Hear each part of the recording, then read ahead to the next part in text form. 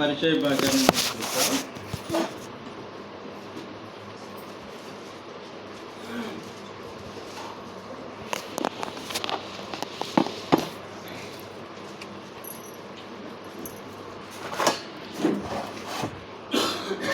మొదటివాడు కడపటివాడై ఉంది, మృతుడై మళ్ళా బ్రతికిన వాడు చెప్పు సంగతులు. అంటే శాశ్వతమైన వాడైనప్పటికీ మానవ అనుభవాలను, మానవ దేహంలో మనుషులు ఎదుర్కొనేటువంటి ప్రతి సంగతిని అనుభవపూర్వకంగా రుచి చూచి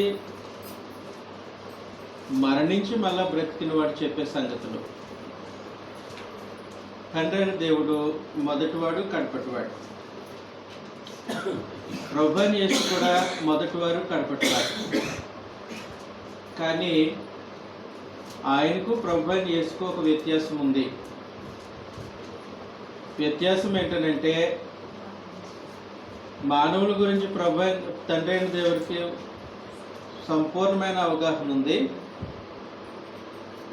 కీర్తన గ్రంథం 139వ అధ్యాయం మొదటి నుంచి మనం చూస్తే, తండ్రి అయిన దేవునికి మనుషులను గురించిన అవగాహన ఎట్టిది? నీవు నన్ను పరిశోధించి తెలుసుకొని ఉన్నావు. నీవు నన్ను పరిశోధించి తెలుసుకొని ఉన్నావు. నేను కూర్చుండుట, నేను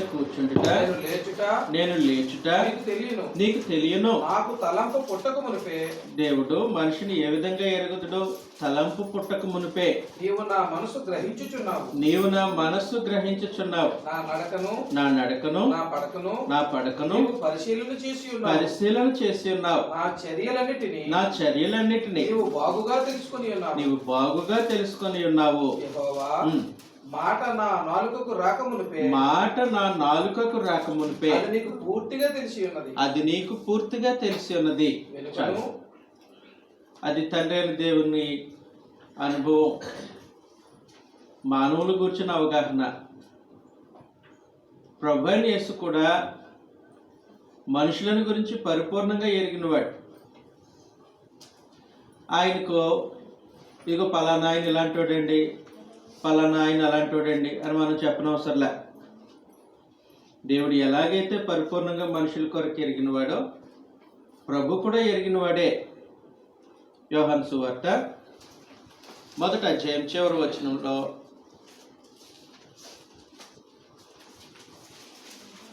యోహాను సువార్త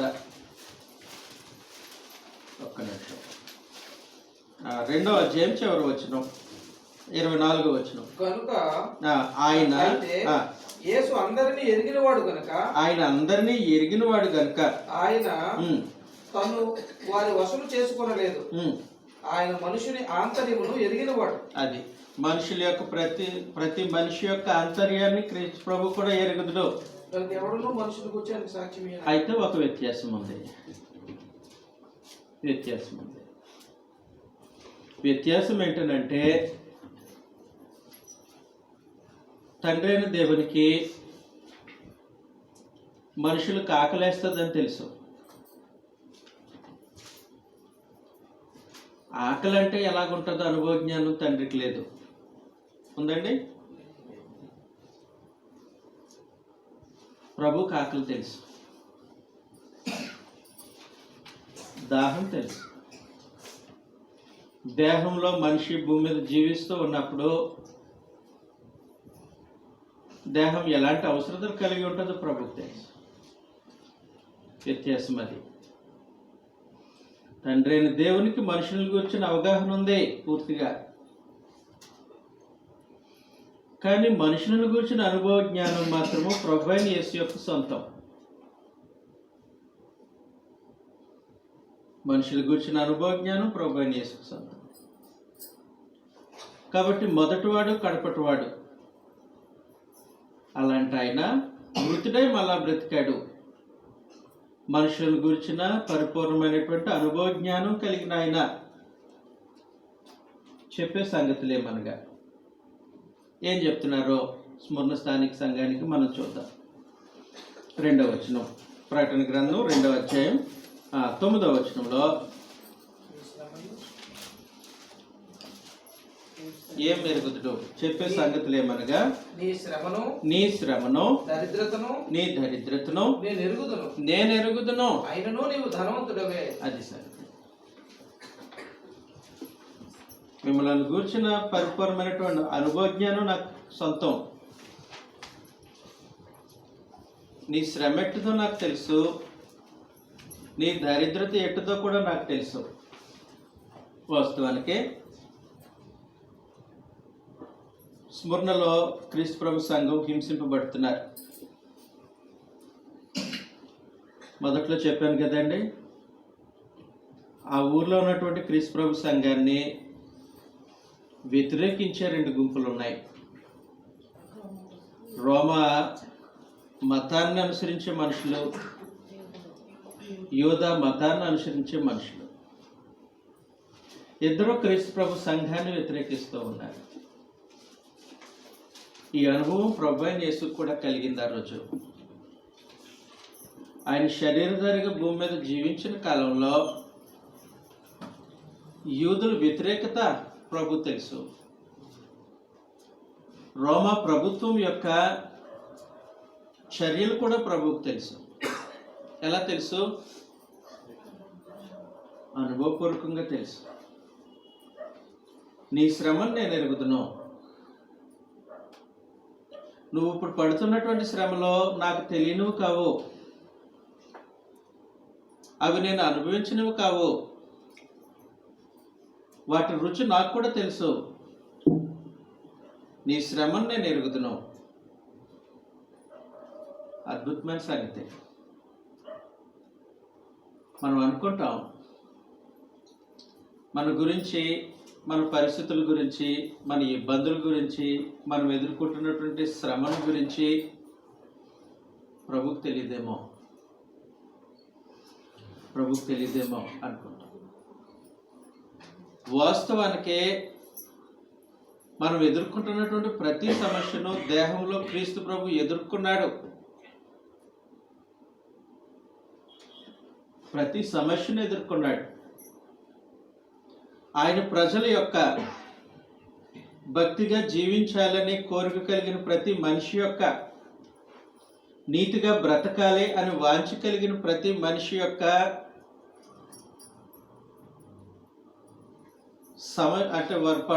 మనిషి యొక్క ఇబ్బంది ఎలాంటిదో దేహంలో క్రీస్తు ప్రభుకు తెలుసు. నీ శ్రమను నేను ఎరుగుదును అన్నాడు. శ్రమ అంటే అక్కడ చెప్పబడుతున్న సంగతి, రుబ్బు రోట్లో పప్పు దినుసు పడింది. పప్పు దినుసు ఆ రెండు రాళ్ల మధ్యలో నలగడం ఎలాంటిదో అలాంటి నలుగుడు ప్రభు అయిన యేసు పొందాడు శరీరధారిగా భూమి మీద ఉన్న దినాల్లో. అలాంటి నలుగుడు ఇప్పుడు స్మరణలో స్థానిక సంఘానికి కలుగుతూ ఉంది. కాబట్టి శ్రమ పొడిపొడి మాటలుగా చెప్పకుండా, నువ్వు నలుగుపోతున్న ఆ నలుగుడు నాకు తెలుసు, అది నేను పడిన నలుగుడే. నీ మీద పడుతున్న ఒత్తిడి ఎలాంటిదో నాకు తెలుసు, అది నేను పడిన ఒత్తిడే. ఎలాంటి ఆయన ఈ ఒత్తిడి అనుభవించారు?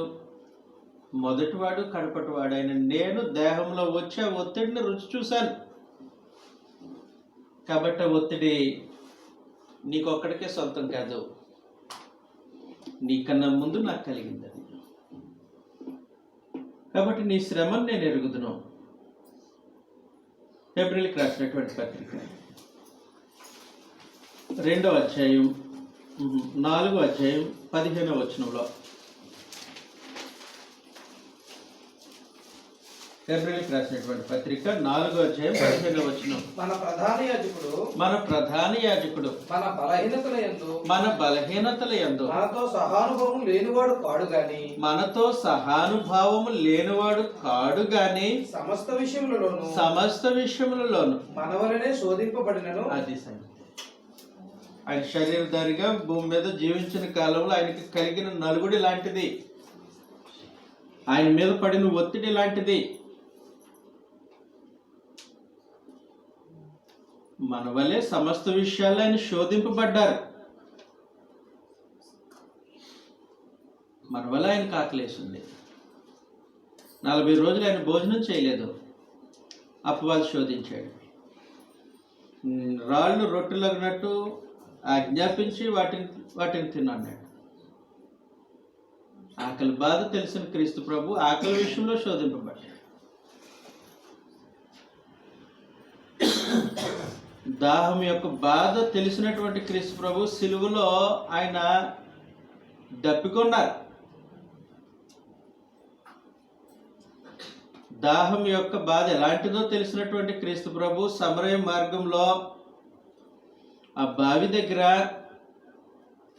దాహమునకు నీళ్ళివ్వు అని అడిగారు సమరయ స్త్రీని.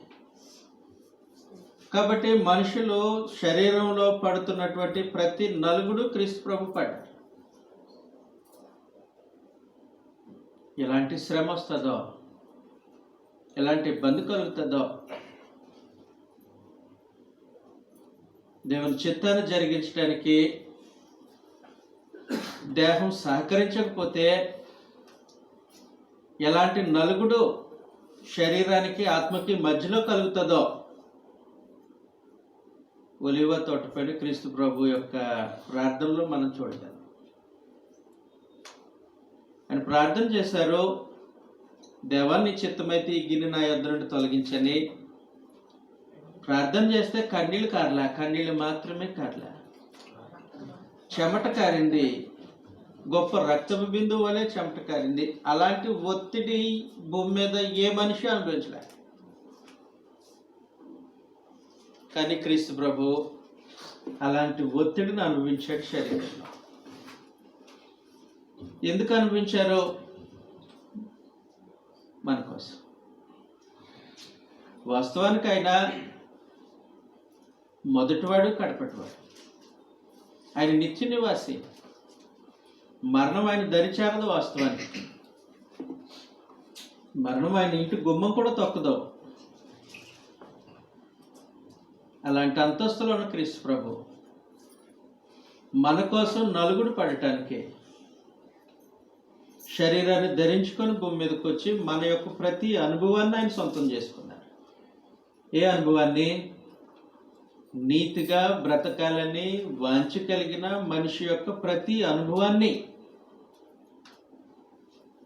చెడిపోయిన వాళ్ళ కోసం కాదు, మార్గం తప్పి తిరుగుతున్న వాళ్ళ కోసం కాదు, లోకాన్ని స్నేహించి లోక సంబంధులుగా బ్రతుకుతున్న అనుభవం కాదు క్రీస్తు ప్రభు సొంతం చేసుకున్నది.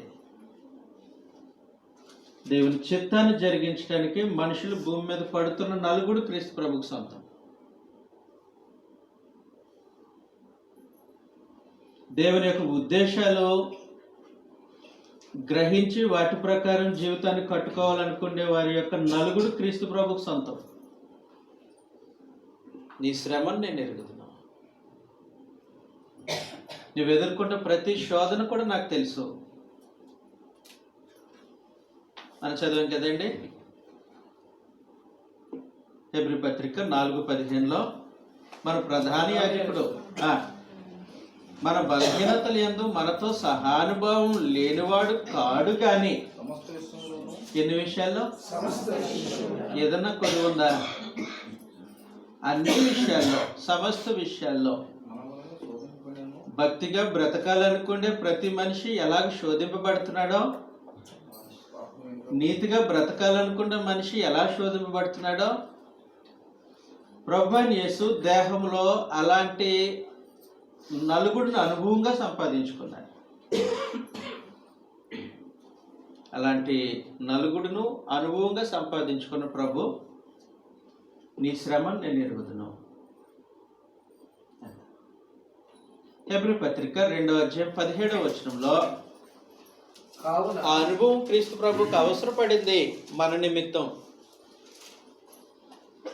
పాపములకు పరిహారం కలుగుచేయుటకై హెబ్రీ పత్రిక 2:17 చదువుతున్నారు సహోదరులు. కావున ప్రజల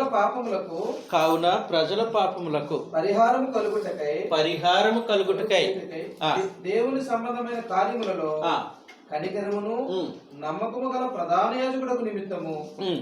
అన్ని విషయములలో ఆయన తన సహోదరుల వంటి వాడు కావలసి వచ్చెను.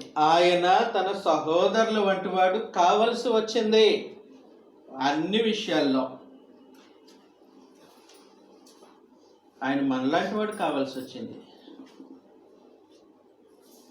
పాపంతో పోరాడే విషయంలో, పాపం చేయకుండా తమను తాము భద్రం చేసుకోవటానికి మనుషులు ఎదుర్కొంటున్నటువంటి ఈ పోరాటం విషయంలో మనుషులు పడిపోతున్నారు. అసలు అందులో ఉన్న గొప్పతనం ఏంటి? పాపం చేయకుండా మనుషులు బ్రతకలేకపోతున్నారు. దాని సంగతి ఏంటో చూద్దాం. అని శరీరధారిగా భూమి మీదకి వచ్చి పాపం చేయకుండా బ్రతికి జయించినటువంటి ప్రభువైన యేసు, పాపాన్ని ఓడించినటువంటి ప్రభువైన యేసు పాప శరీరాకారంలో భూమి మీదకి వచ్చాడు కదా. పాప శరీరాకారంలో భూమి మీదకి వచ్చాడు. కారణం ఏమనంటే అనుభవ జ్ఞానం ఆయన సొంతం చేసుకోవాలి. అన్ని విషయాల్లో ఆయన తన సహోదరుల వంటి వాడు కావాల్సి ఉంది. కాబట్టి ప్రతి సంగతి ప్రభు అయిన యేసు అనుభవపూర్వకంగా తెలుసుకున్నారు. ప్రతి నలుగుడు శ్రమ అని అక్కడ మాట్లాడింది ఓన్లీ శ్రమ కాదు, ప్రతి ఒత్తిడి అని. మూల భాషలో ఒత్తిడి అని ఉంది. ప్రతి ఒత్తిడి నాకు తెలుసు. అసలు వాస్తవానికి స్మరణలో సంఘం పైన ఎలాంటి ఒత్తిడి ఉందనంటే, చక్రవర్తి ఫాలోవర్స్ చాలామంది ఉన్నారు. వాస్తవానికి రోమా చక్రవర్తులు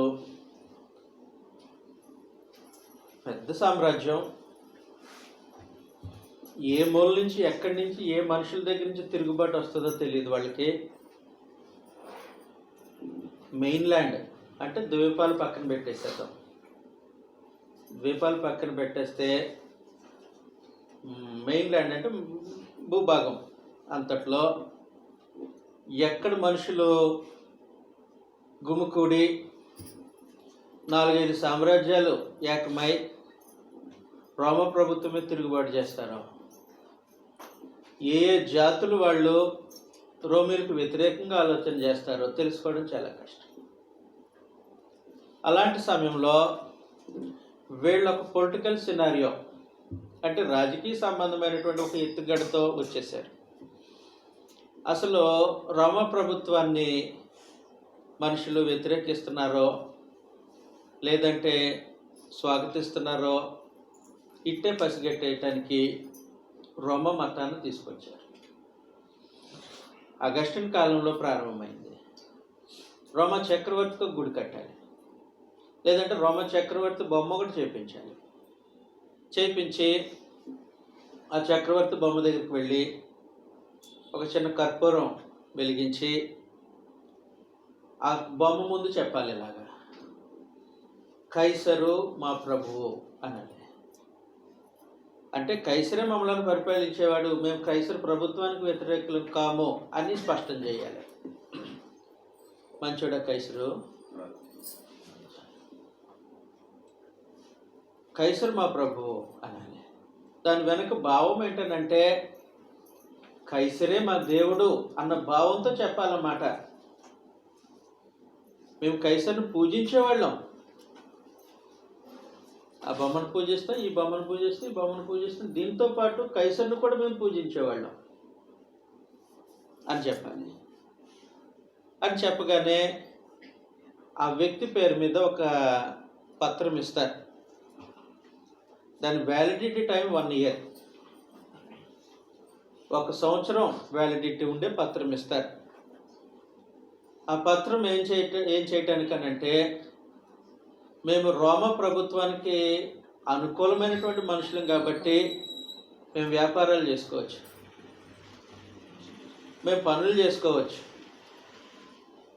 వారికి జీవనోపాధి సంబంధం ప్రతి పని చేసుకోవటానికి అవకాశం కల్పించే పత్రం అది. అది వస్తే ఇంకా ఎవరు ఏమన్నారు వాళ్ళని ఆ పత్రం చూపించి మమ్మల్ని పనిలో పెట్టుకో అనొచ్చు. ఆ పత్రం చూసిన వాళ్ళు పనిలో పెట్టుకోవాలి కంపల్సరీగా. పనిలో పెట్టుకోకపోతే ఎవరిని వ్యతిరేకించినట్టు? కాబట్టి పనిలో పెట్టుకుంటారు. ఆ పత్రం చూపించి షాప్కి వెళ్ళి బాబు మాకు రేషన్ ఇవ్వి అని, నువ్వెవరో, ఇదిగో నేను కైసరిని ఆరాధించే మనిషిని, కాబట్టి ఏమేమి సరుకులు కావాలి కొనుక్కుంటాడు, డబ్బులు ఇచ్చి సరుకులు తెచ్చుకుంటాడు. ఇలాంటి పరిస్థితి ఆ రోజుల్లో ఉంది. ఇలాంటి పరిస్థితి ఆ రోజుల్లో ఉంది. అదే ప్రాంతంలో ప్రత్యేకించి చక్రవర్తి యొక్క ఆరాధన బహు తీవ్రమైనటువంటి స్థాయిలో జరిగే ఊర్లో క్రీస్తుప్రభు సంఘం ఉన్నారు. వీళ్ళు ఇప్పుడు వెళ్ళాలి ఎక్కడికి? బొమ్మ దగ్గరికి వెళ్ళాలి, కైసరు ప్రభువు అని చెప్పాలి. చెప్పగలుగుతారా? వారికి ఒక ప్రభు ఉన్నాడు ఆల్రెడీ. ఎవరు? మరి బాప్తిస్మం పొందినప్పుడే యేసు ప్రభువు అని నీ నోటితో ఒప్పుకొని దేవుడు ఆయనను మృతుల్లో నుండి లేపనని నీ హృదయంలో విశ్వసించిన ఎడలు రక్షింపబడతావు. కాబట్టి ప్రభువును ఒప్పుకొని విశ్వసించిన మనుషులు వీళ్ళు, వారి హృదయంలో క్రీస్తు ప్రభు విశ్వాసం ద్వారా నివాసం చేస్తూ ఉన్నారు. ఇప్పుడు బొమ్మ దగ్గరికి వెళ్ళి కైసరు మా ప్రభు అని చెప్పి సర్టిఫికెట్ తెచ్చుకోవాలా? మనసు అంగీకరించడం మామూలు నలుగుడు కాదు, మామూలు నలుగుడు కాదు అది. ఆ నలుగుడు ప్రభువుకు తెలుసు. ఎలాంటి నలుగుడు అంటే 40 రోజులు ఉపవాసం ఉండి ఆకలితో ఉన్నప్పుడు అప్ప చెప్పాడు, రాళ్ళను రొట్టెలగినట్టు ఆజ్ఞాపించి. ఎంతసేపు అనేది కానీ ఆయన చేయడం. నువ్వు దేవుని కుమారుడు అయితే పైనుంచి శిఖరం మీద నుంచోబెట్టాడు, దేవాలయ శిఖరం మీద నుంచోబెట్టి అక్కడి నుంచి కిందకు దుక్కు. ఎంతసేపు ఆయన నిరూపించుకోవడం? అలా ఆయన నిరూపించుకోవటానికి దేవుని కుమారుడని ప్రభావంతో నిరూపింపబడే కార్యక్రమం ఒకటి ఉంది. ఆయన మృతుల్లో నుంచి లేపబడిన తర్వాత నిరూపింపబడతారు, ఈయనే దేవుని కుమారుడని.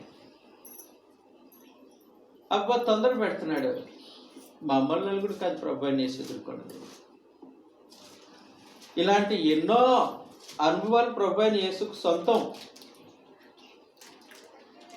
ఆయన అడుగుల్లో అడుగు వేస్తున్నారు స్మరణలో ఉన్నటువంటి స్థానిక సంఘం. అదే నలుగుడు వారికి కలుగుతూ ఉంది. నీ శ్రమ నాకు తెలుసులే, నీ శ్రమను నేను ఎరుగుదును అని చెప్పేశాడు. ప్రత్యేకించి వీళ్ళు సర్టిఫికెట్ తీసుకోకపోతే ఎవరో కంప్లైంట్ చేయరు. కంప్లైంట్ చేసేది యూదుడే. యూదుడే కంప్లైంట్ చేస్తాడు. క్రీస్తు ప్రభుని ఎంతగా వ్యతిరేకించారా యూదులు మనం చూసాం కదా. కావాలంటే బందిపోటు దొంగను మేము ఇష్టపడతాం కానీ క్రీస్తు ప్రభుని ఇష్టపడతాం. బందిపోటు దొంగ బరబ్బను మా కోసం విడుదల చేయండి, మా కోసం, కానీ ఆయనను మాత్రం చంపేయండి అని చెప్పిన యూదులు వాళ్ళు. ఆ యూదులు క్రీస్తు ప్రభునందు విశ్వాసం ఉంచినటువంటి మనుషులను సామాన్యంగా ఉండనిస్తారా? ఉండనివ్వరు. కాబట్టి స్మరణలో క్రీస్తు ప్రభు సంఘం ఉన్నట్టు యూదులు ఎక్కువ సంఖ్యలో ఉన్నారు. వాళ్ళకు కూడా ఒక సమాజ మందిరం ఉంది. కాబట్టి యూదులు దగ్గర నుంచి క్రైస్తవులకు వ్యతిరేకత కూడా వస్తూ ఉంది. మామూలు సంగతి. గతంలో మీకు చెప్పినట్టు క్రైస్తవులకు హక్కులు లేవు ఆ రోజుల్లో. రోమా ప్రభుత్వంలో క్రైస్తవులకు ఏ హక్కు లేదు. యూదా మతానికి హక్కు ఉంది. ఎలాంటి హక్కు? యూదా మతము గవర్నమెంట్లో రిజిస్టర్ అయిన మతం. అంటే ప్రభుత్వం ఆమోదం ఉంటుంది ఆ మతానికి, ప్రభుత్వ గుర్తింపు ఉంది. గుర్తింపు పొందిన మతం కాబట్టి వాళ్ళకి ఎలాంటి సౌకర్యాలు ప్రభుత్వం ఏర్పాటు చేసిందనంటే ఒక ఊర్లో 10 మంది యూదులు ఉంటే ఒక సమాజ మందిరం కట్టుకోవచ్చు అని పర్మిషన్ ఇచ్చింది. అంటే అర్థం ఏంటి? ఆ మతానికి ఒక గుర్తింపు ఉందన్నమాట. క్రీస్తు ప్రభు సంఘానికి రోమా ప్రభుత్వంలో గుర్తింపు లేదు, క్రైస్తవ్యానికి గుర్తింపు లేదు. క్రైస్తవులు అంటే వాళ్ళ గుర్తింపు లేని జనం. వీళ్ళు మీ వాళ్ళేనా అడుగుతారు యూదుల్ని. మా వాళ్ళు కదా, మీకు గుర్తింపు ఇచ్చాం కదా, మీ బైబిల్లో చదువుతున్నారు, వాళ్ళు మీ వాళ్ళేనా? కాదు, వాళ్ళు యేసుప్రభుని నమ్ముతారు. వాళ్ళకి యేసుప్రభు అని ఇంకొక రాజు ఉన్నాడు, మాకు లేడు ఆయన అని ఈ యూదులే వ్యతిరేకించేసరికి క్రైస్తవులకి ఏ హక్కులు లేవు. ఆ రోజు ఎలాంటి హక్కులు లేవు. ఈ ఎలాంటి హక్కులు లేనటువంటి క్రైస్తవులు చక్రవర్తి బొమ్మ దగ్గరకు వచ్చి కర్పూరం వెలిగించడం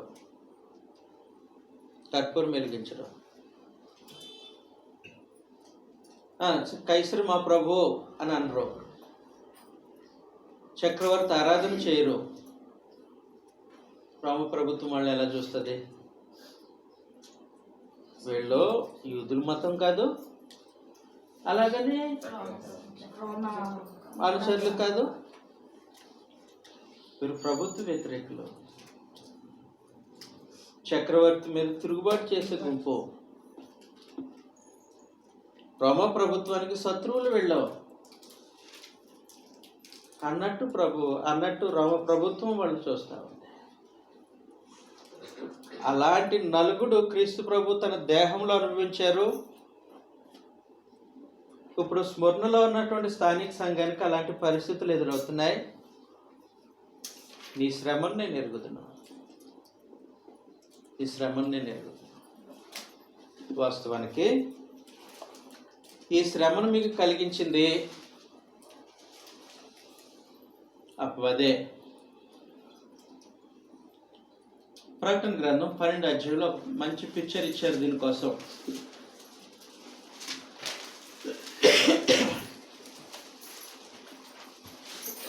ప్రకటన గ్రంథం 12వ అధ్యాయం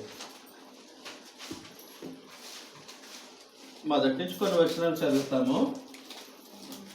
అప్పుడు పరలోకమందు ఒక గొప్ప సూచన కనబడింది. అదేదనగా సూర్యుని ధరించుకుని ఒక స్త్రీ, ఆమె పాదముల కింద చంద్రుడును శిరస్సు మీద 12 నక్షత్రముల కిరీటమును ఉండేది. ఆమె గర్భిణి అయి ప్రసవవేదన పడుచు ఆ నొప్పులకు కేకలు వేయుచుండెను. అంతటా పరలోకమందు ఇంకొక సూచన కనపడెను. ఇదిగో ఎర్రని మహాఘట సర్పము. అంటే అపవాది ఏం చేస్తూ ఉన్నాడనంటే, యేసు ప్రభు జన్మిస్తే ఆయనను మింగేయాలని చూస్తున్నాడు. హేరోదు రూపంలో మింగేయటానికి ప్రయత్నం చేశాడు, అవ్వలేదు. తెలుసు కదా క్రీస్తు ప్రభు భూమి మీద ఆయన జీవించిన కాలం గురించినటువంటి చరిత్ర. 2 సంవత్సరాలు పసిపిల్లలందరినీ హేరోదు క్రూరంగా చంపించేశాడు. ఆ వరదలో క్రీస్తు ప్రభు కొట్టుకుపోతాడని. కానీ ప్రభు అయిన యేసును పరమదేవుడు కాపాడారు. ఆయన పెరిగి పెద్దవాడయ్యారు. అయిన తర్వాత సిలువలో అపవాదిని క్రీస్తు ప్రభు ఓడించేశారు.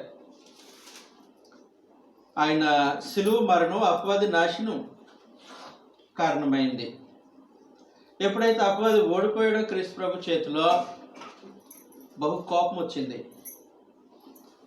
క్రీస్తు ప్రభుని ఏమీ చేయలేక ఓడిపోయిన అపవాది ఆయన యందు విశ్వాసం ఉంచినటువంటి మనుషులను హింసించటానికి సిద్ధపడిపోయాడు. చదువుతాం ఈ సంగతిని మనం 12వ అధ్యాయం 16వ వచనంలో. భూమి ఆ స్త్రీకి సహకారి అయి తన నోరు తెరిచి 17 చదివేసాడు. అందుచేత ఆ ఘట సర్పము ఆగ్రహం తెచ్చుకొని, ఘట సర్పానికి ఆగ్రహం వచ్చిందంటే అపవాదికి బహు కోపం వచ్చింది. దేవుని ఆజ్ఞలను గైకొనుచు. ఎందుకు కోపం వచ్చిందని అంటే యేసుప్రభుని ఏం చేయలేకపోయారు. పైగా యేసుప్రభు అపవాది యొక్క తలను చేత కొట్టారు. సిలువలో అపవాది ఓడిపోయాడు.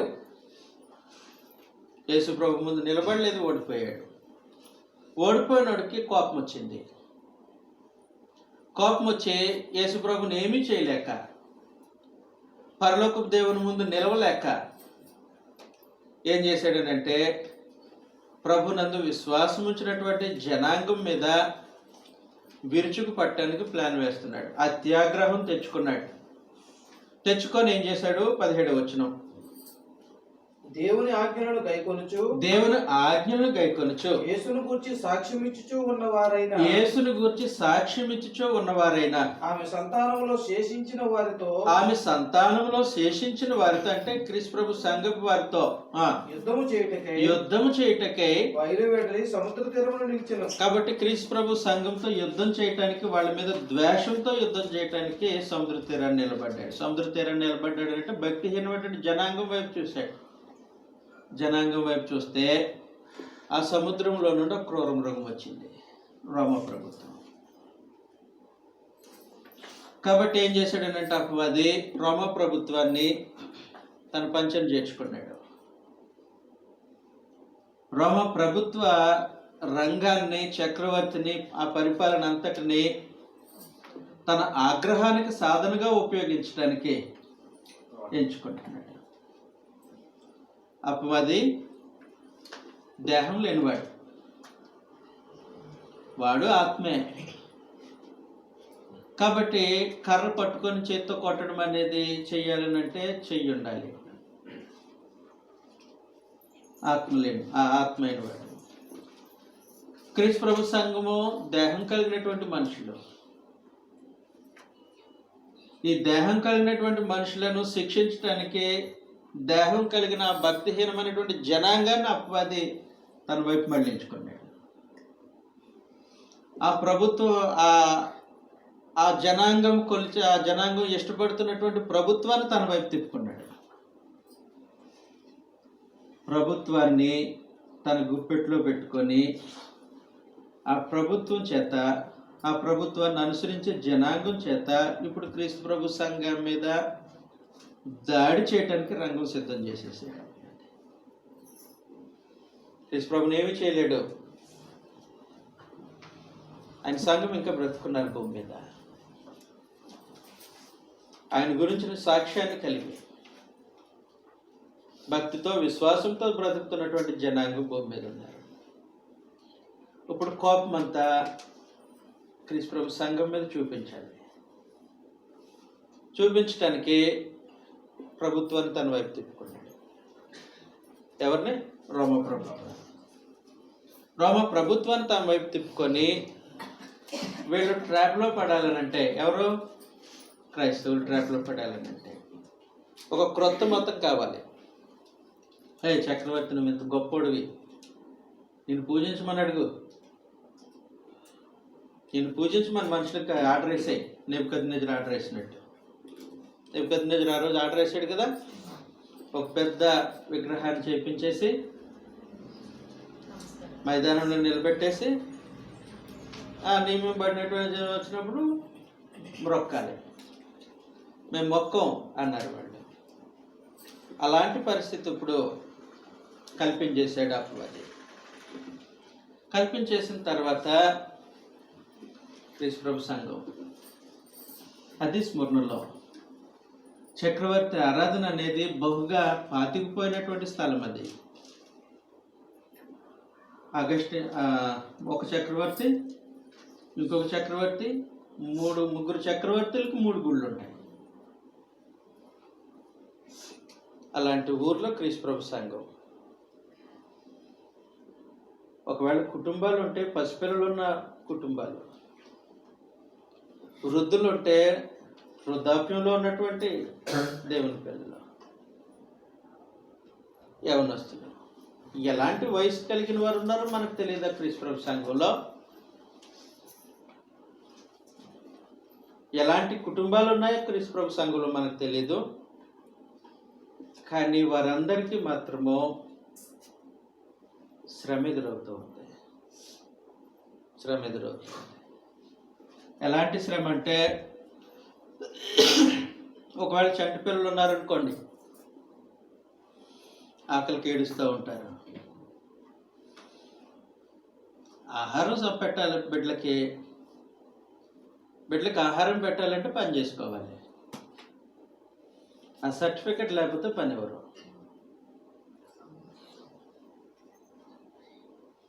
ఒకవేళ కొన్ని పైసలు కొన్ని డబ్బులు ఉన్నాయి, మార్కెట్కి వెళ్ళాడు జేబులో డబ్బులు పెట్టుకొని, పిల్లలు ఇంటి దగ్గర ఏడుస్తున్నారు. ఆ బియ్యం పప్పులు కొనుక్కుందారనుకున్నాడు, చిట్టి ఇచ్చేసాడు. బియ్యం పప్పులు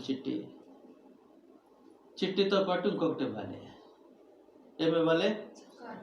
అప్పుడే పొట్లాలు కట్టేస్తాడు, లేకపోతే ఎవడో. బొమ్మ దగ్గరికి వెళ్ళి కర్పూరం వెలిగించి చీటీ పట్టుకొని వచ్చి సామాను కొనుక్కి ఇంటికి వెళ్ళాలా? ప్రభునందు విశ్వాసం చేత బలపడి విశ్వాసాన్ని కాపాడుకోవటానికి నిశ్చేత వైపు దృష్టి మళ్లించాలా? చెప్పండి. ఇప్పుడు ఎలాంటి నలుగుడు? ఎలాంటి నలుగుడు? మామూలు నలుగుడు కాదు. స్మరణలో స్థానిక సంఘం పడుతున్నటువంటి శ్రమ మామూలు శ్రమ కాదు. మామూలు శ్రమ కాదు. ప్రభు, అయ్యో ఇన్ని కష్టాలు పడుతున్నారా, ఏదో ఒకటి చేస్తాలే అంటలే. మీరు అనుభవిస్తున్న శ్రమ నాకు తెలిసిన శ్రమే. నేను ఎరుగుదును. ఎలాగెరుగుదు ప్రభు? ఆ శ్రమను నేను అనుభవపూర్వకంగా ఎరుగుదును. మీ శ్రమ యొక్క అనుభవం నా సొంతం, క్రొత్తగా వచ్చింది ఏం కాదు. ఈ శ్రమను నేను ఎరుగుదును. అది సంగతి. శ్రమను మాత్రమే ఎరుగుదువా? కాదు, నీ దారిద్రతను కూడా ఎరుగుదును. చదువుతాం 9వ వచనం. నీ శ్రమను దరిద్రతను నేను ఎరుగుదును. నీ శ్రమ తెలుసు నాకు, నీ దారిద్రత కూడా నాకు తెలుసు. ఆయనను నీవు ధనవంతుడు. వాస్తవానికి మనుషుల యొక్క దారిద్రత క్రీస్తు ప్రభువుకి తెలుసు. మనుషుల యొక్క దారిద్రత ఏంటో క్రీస్తు ప్రభువుకి తెలుసు. ప్రత్యేకించి ఈ దారిద్రత అని మాట్లాడుతున్న సంగతి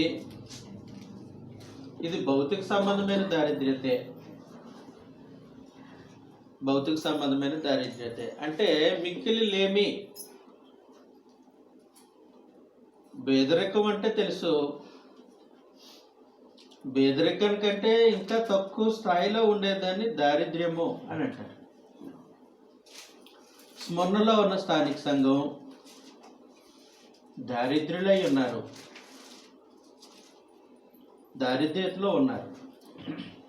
వాస్తవానికి ప్రభు పిలిచినప్పుడే భేదం చూపించకుండా, ధనికుడు దరిద్రుడు అని భేదం చూపించకుండా అందరినీ సువార్త ద్వారా పిలిచారు. అందరినీ సువార్త ద్వారా పిలిచినప్పుడు స్మరణలో ప్రత్యేకించి బిలో పవర్టీలో ఉండేవాళ్ళు సువార్తను అంగీకరించి వచ్చారు. పిలిచినప్పుడు యేసుప్రభుని నమ్ముకోండి, మీకు ఆస్తి కలిసి వస్తుంది. యేసుప్రభుని నమ్ముకోండి, మీకు ఉద్యోగాలు వస్తాయి. యేసుప్రభుని నమ్ముకోండి, మీ పొలాలు బాగా పండుతాయి అని చెప్పలేదు. ప్రభుని నమ్ముకోండి, ప్రభు వైపు తిరగండి, దేవుడు ఆయన మహిమలో మీకు కూడా పాలు పంపులు ఇస్తాడు. ఉదయం చదివాం కదా, 1 తెస్సలోనికీ పత్రిక 2వ అధ్యాయం 14వ వచనంలో. 1 తెస్సలోనికీ పత్రిక 2వ అధ్యాయం 14వ వచనంలో, 2 తెస్సలోనిక 2వ అధ్యాయం 14.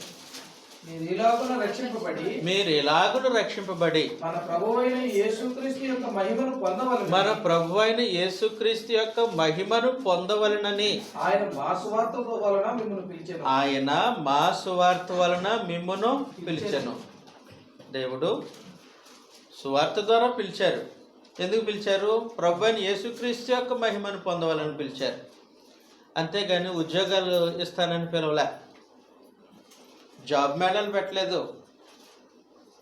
ప్రభువైన యేసు తండ్రి దేవుడు జాబ్ మేళాలు పెట్టలేదు. లేదంటే ఈనాడు గత ఆ భూమి మీద పరిపాలన చేస్తున్నటువంటి అధికారులు చెప్పినట్టు పథకాలు పెట్టలేదు. స్వార్థ ద్వారా పిలిచి మీకు రివార్డ్స్ ఇస్తాను, ఇంత డబ్బు కలిగిస్తాను, ఇంత ఆస్తిపరులుగా చేస్తాను, అలాంటి ఏం చెప్పాలి? మహింపరచటానికి మిమ్మల్ని పిలుస్తున్నాను అంటే ఎవరిని పిలిచావు అలాగా మహింపరచటానికి? ధనవంతులను పిలిచావా? కాదు. ధనవంతుడైనా, పేదవాడైనా, దారిద్రుడైనా అందుకోసం పిలిచాను. క్రీస్తు ప్రభుతో పాటు మహింపరచబట్టడానికి పిలిచాను. 1 కొరింథీ పత్రిక 1వ అధ్యాయం 26వ వచనం నుండి మనం చదివితే, సహోదరులారా మిమ్మల్ని పిలిచిన పిలుపును చూడుడి. మీలో లోకరీతిన జ్ఞానులైనను గనులైనను గొప్ప వంశము వారైనను అనేకులు పిలువబడలేదు గాని ఏ శరీరియు దేవుని ఎదుట అతిశయింపకుండునట్లు జ్ఞానులను సిగ్గుపరచుటకు లోకములో నుండి వెర్రివారిని ఏర్పరచుకుని ఉన్నాడు. ధనవంతులైన వారిని సిగ్గుపరచుటకు లోకములో బలహీనులైన వారిని దేవుడు ఏర్పరచుకుని ఉన్నాడు. బలహీనులను పిలిచాడు.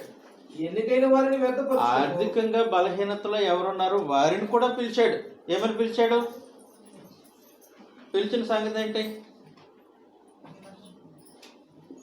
అయ్యో నీకు బ్యాంక్ బ్యాలెన్స్ లేదా, రా నా దగ్గర బ్యాంక్ బ్యాలెన్స్ ఇస్తాను అని పిలవలే. నీకు ఇల్లు లేదా, నా దగ్గరికి రా నీకు ఇల్లు ఇస్తాను అని పిలవలే. నీ కుటుంబ పోషణ కొరకు పనులు లేవా, నా దగ్గరికి రా నీకు మంచి జీతం వచ్చే ఉద్యోగం ఇస్తాను అని పిలవలేదు. పేదవారిని పిలిచాడంట. ఎందుకు పిలిచాడు? ధనవంతులైనటువంటి వారిని సిగ్గుపరచడానికి పిలిచాడు. ఏ విషయంలో? క్రీస్తు ప్రభుతో పాటు మహిమను ఇవ్వటానికి పిలిచాడు. కాబట్టి స్మరణ స్థానిక సంఘాన్ని ప్రభువైన యేసు పరమదేవుడు తన సువార్త ద్వారా పిలిచినప్పుడు ఆ ఊర్లో గవర్నమెంట్ ఉద్యోగస్తులు ఎంతమంది ఉన్నారు అని లెక్కేసుకోలే. ఆ ఊర్లో ధనవంతులు ఎంతమంది ఉన్నారు, వ్యాపారస్తులు ఎంతమంది ఉన్నారు, గొప్ప వంశం వారు ఎంతమంది ఉన్నారు, గుర్తింపు పొందిన మనుషులు ఎంతమంది ఉన్నారు, అవి ఏం చూడలేదు. ఆయన దృష్టి అందరినీ చూసిన తర్వాత,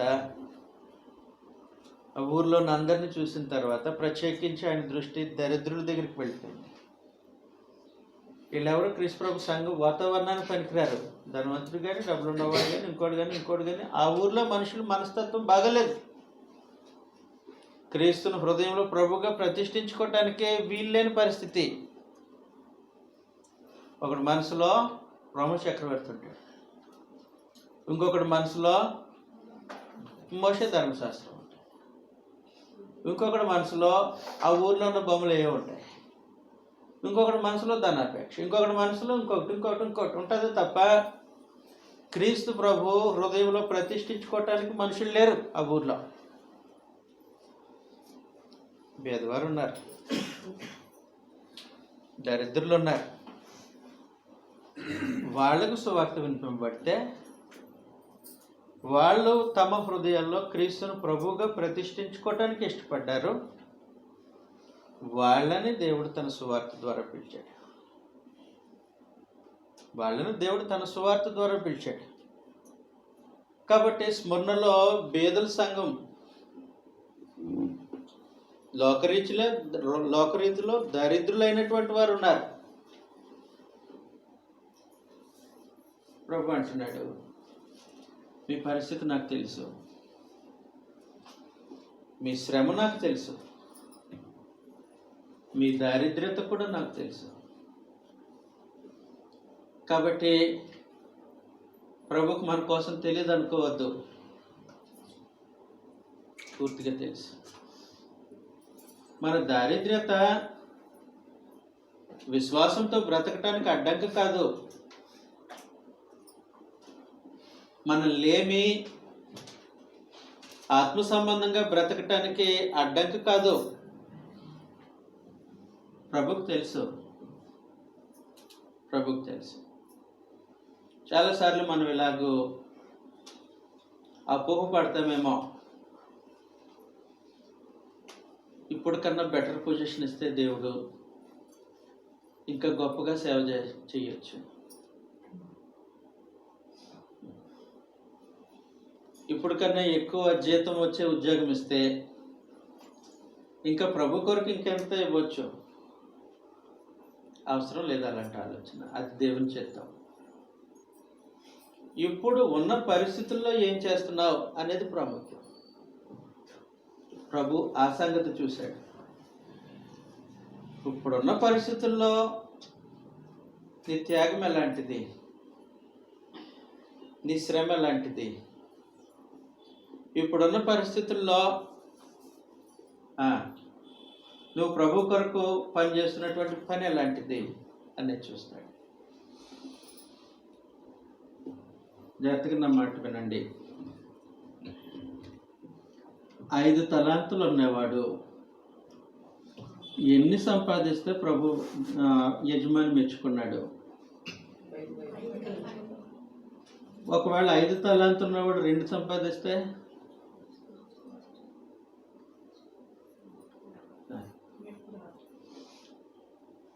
ఎన్ని ఎక్కువ ఇవ్వబడ్డాయో అంత ఎక్కువ ఎదురు చూడబడుతుంది. 2 తలాంతులు ఇంకొక 2 సంపాదిస్తే చాలు. ఒక్క తలాంతు తీసుకున్నవాడు మన పరిమితిని బట్టి ఎదురు చూపు ఉంటుంది. మనకు అనుగ్రహింపబడినటువంటి తలాంతుని బట్టి ప్రతిఫలం పరమదేవుడు ఆశిస్తారు, ఎదురు చూస్తారు. కాబట్టి ఏం చేయాలని అంటే, మనం ఉన్న పరిస్థితుల్లో, అంటే పరమదేవుడు మనకు అనుగ్రహించినటువంటి ఈ స్థితిలో ఎలాగూ ఆయనను సేవిస్తున్నాము అనేది ప్రాముఖ్యం తప్ప, దీనికన్నా మెరుగైతే ఇంకా చేస్తాను అది నీకు అవసరం లేదు. అప్పుడే అది అవసరం లేదు. కారణం ఏమనంటే, ప్రభుకు సమస్తం తెలుసు. నీ దారిద్ర్యత నాకు తెలుసు, నీ దారిద్ర్యత నాకు తెలుసు, నీ పరిస్థితి నాకు తెలుసు. అందువలన నువ్వు దారిద్ర్యుడు అయి ఉండి ధనవంతుడి దగ్గర నుంచి ఎదురు చూస్తున్నట్టుగా నీ దగ్గర ఎదురు చూడడం న్యాయం కాదు అని అంటాడు. న్యాయం కాదు. డబ్బు సంచులు పట్టుకొస్తున్నారు దేవాలయానికి. డబ్బు సంచులు పట్టుకొచ్చి కానుకలు పెట్టి దగ్గర వేసేస్తున్నారు. ఎంత పెద్ద మూటలో, ఎంత పెద్ద సంచులో, దాంట్లో ఏమున్నాయో ప్రభు దృష్టి వాటన్నిటి మీదకి వెళ్ళలే. 2 కాసులే. ఆమె కొన్నదే 2 కాసులు తీసుకొని వచ్చి అక్కడ వేస్తుంది. ప్రభు దాన్నే చూశాడు, ఆ వ్యక్తిని చూశాడు, అందరికీ చెప్పాడు. ఈమె తనకు ఉన్నదంతా ఉన్నదంతా ఇచ్చింది. కాబట్టి ప్రతి మనిషి యొక్క స్థితిని ఎరిగినటువంటి ప్రభు స్మరణలో ఉన్న స్థానిక సంఘంలో ఉండే సభ్యుల యొక్క దారిద్ర్యతను కూడా ఎరిగినవాడు. కాబట్టి నువ్వు నీ శ్రమను, నీ దారిద్ర్యతను నేను ఎరుగుదును. ఎరిగిన తర్వాత నిన్ను, నీ దారిద్రతను ఎరిగినటువంటి నేను నువ్వు దారిద్ర్యుడు అని చూడట్లే. నా దృష్టికి నువ్వు ధనవంతుడిగా కనబడుతున్నావు.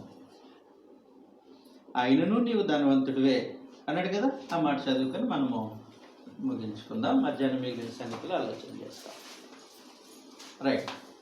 ప్రకటన గ్రంథం 2వ అధ్యాయం 9వ వచనం. నీ శ్రమను దరిద్రతను నేను ఎరుగుతును, అయినను నీవు ధనవంతుడివే. అయినను నీవు ధనవంతుడివే అని. నీ శ్రమ నాకు తెలుసు, నీ దారిద్ర్యత నాకు తెలుసు, అయినా సరే నువ్వు ధనవంతుడివే. ఒక ప్రాముఖ్యమైన సంగతి ఏంటంటే ప్రభువైన యేసు కూడా తను భూమి మీద బ్రతికిన కాలంలో ఆయన కూడా దారిద్ర్యాన్ని అనుభవించారు. మత్తయి సువార్త 8వ అధ్యాయం 12వ వచనంలో ప్రభు మాట్లాడుతూ, మత్తయి సువార్త 8వ అధ్యాయం 12వ వచనంలో,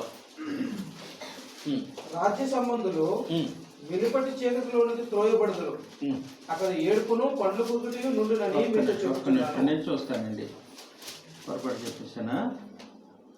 8వ అధ్యాయం 20వ వచనం. అందుకు యేసు, నక్కలకు గొరియలను ఆకాశ పక్షులకు నివాసములు కలవు గాని మనుష్య కుమారునికి. ఎవరైనా మనుష్య కుమారుడు అంటే ప్రభువైన యేసు. ఆయన శరీరం ధరించుకొని భూమి మీదకి వస్తే ఆయన తలవాల్చుకోవటానికి స్థలం లేదు. మనోరీత్యా ప్రభు రీత్యా భౌతికంగా చూస్తే మనం తలవాల్చుకోవటానికి స్థలం ఉంది, ఆయనకి లేదు. ఆకాశ పక్షులకు గూళ్ళు ఉన్నాయి, నక్కలకు బొరీలు ఉన్నాయి. మనుష్య కుమారుడు తలవాల్చుకున్నట్టుకు కూడా స్థలం. నీ దారిద్ర్యత నేను ఎరుగుదును అండి. వాస్తవానికి ఆయనకు డొనేషన్స్ వస్తాయి. ఇబ్బంది పడిన అవసరం లేదు ఈ మాట అన్నందుకు. ప్రభువైన యేసును ఆయన శరీరధారిగా భూమి మీద జీవించిన పరిచర్యలో ఆయన నాణ్యాలు ముద్రించలే, ఆయన కోసం కొత్తగా కరెన్సీ ప్రింట్ చేయలే. ఆయన పరిచర్యకు అనేకులు సహాయం చేశారు, ప్రత్యేకించి కొంతమంది స్త్రీలు. లూకా సువార్త 8వ అధ్యాయం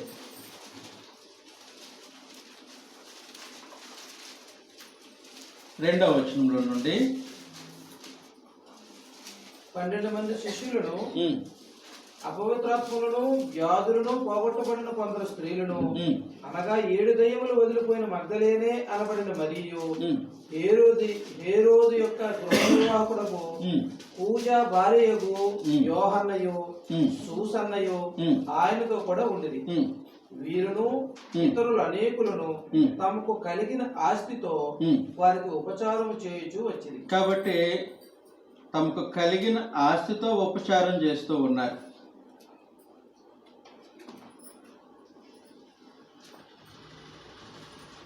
అంటే వారికి ఆస్తుంది. ప్రభు పరిచయ కొరకు ఆ ప్రభుకు ఉపచారం చేస్తూ ఉన్నారు. అలాగో వచ్చినటువంటి నాణ్యాలన్నీ ప్రభు తన దగ్గర పెట్టుకోడు.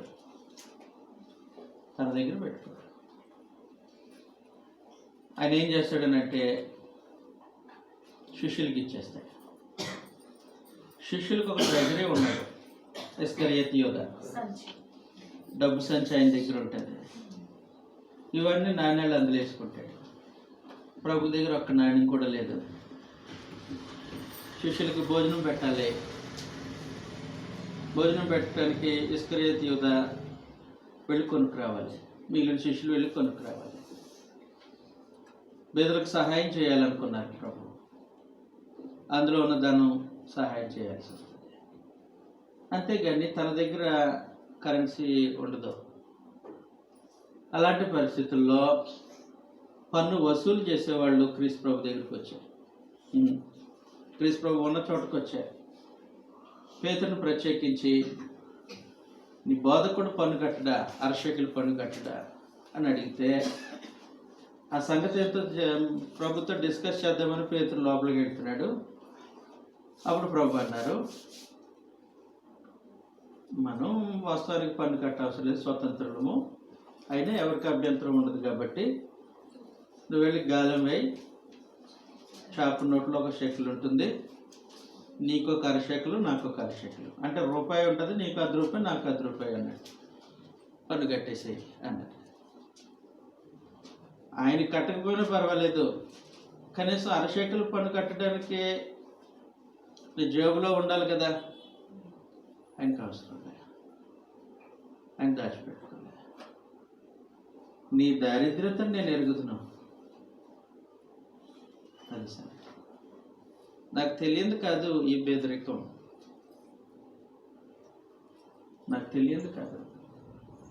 కాబట్టి ఇలాంటి పరిస్థితిని అనుభవపూర్వకంగా ఎరిగినటువంటి ప్రభు అయిన యేసు స్మరణలో ఉన్న స్థానిక సంఘానికి సమాచారం ఇస్తూ, నీ శ్రమ నాకు తెలుసు, నీ దారిద్ర్యత కూడా నాకు తెలుసు, అయినను నీవు ధనవంతుడివే అన్నాడు. అయినా నువ్వు ధనవంతుడివే. వాస్తవానికి క్రైస్తవుడు ధనవంతుడు, క్రైస్తవుడు ఉన్నతుడు, పేదరికంలో ఉన్న ఉన్నతుడే, లోక సంబంధంగా ఐశ్వర్యం ఉన్న ఉన్నతుడే, లోక సంబంధంగా ఐశ్వర్యం ఉన్న ఉన్నతుడే. దేవుని చిత్తమైతే మధ్యాహ్నం ఆ సంగతులు ఆలోచించాలి.